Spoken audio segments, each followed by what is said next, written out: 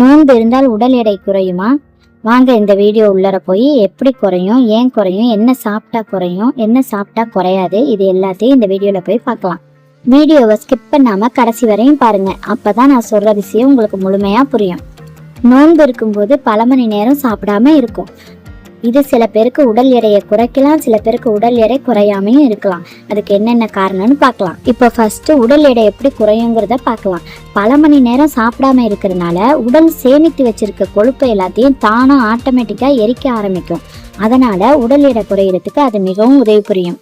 இதே மெத்தடை தான் நாங்களும் செய்கிறோம், நாங்களும் நோன்பு வைக்கிறோம். ஆனால் எங்களுக்கு உடல் குறையிலேன்னு நினைக்கிறவங்க செய்கிற தப்பு ஒண்ணுதான்.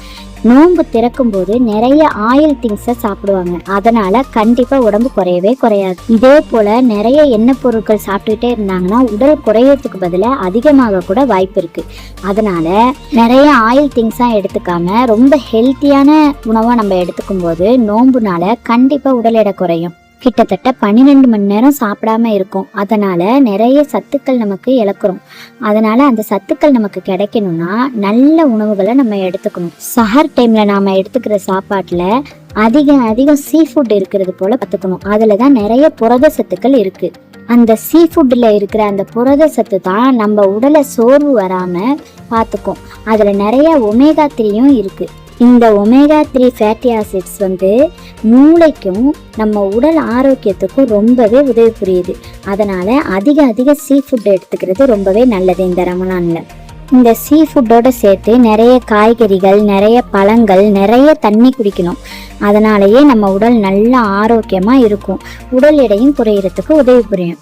12 மணி நேரம் தொடர்ந்து சாப்பிடாம இருக்கிறதுனால நம்ம உடல்ல என்னென்ன மாற்றங்கள் ஏற்படுதுன்னு அறிவியல் பூர்வமாவே நிரூபிச்சிருக்காங்க.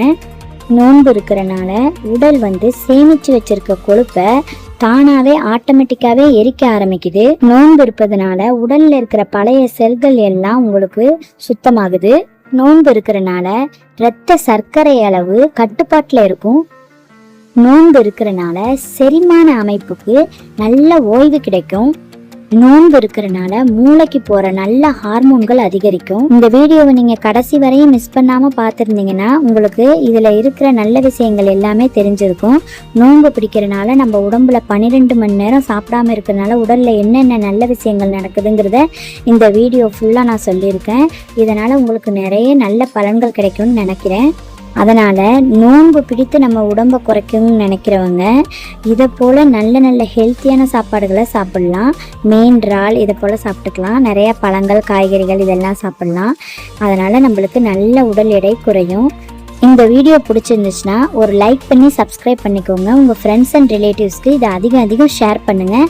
அவங்களும் இதனோட பயன்களை அடையட்டும்.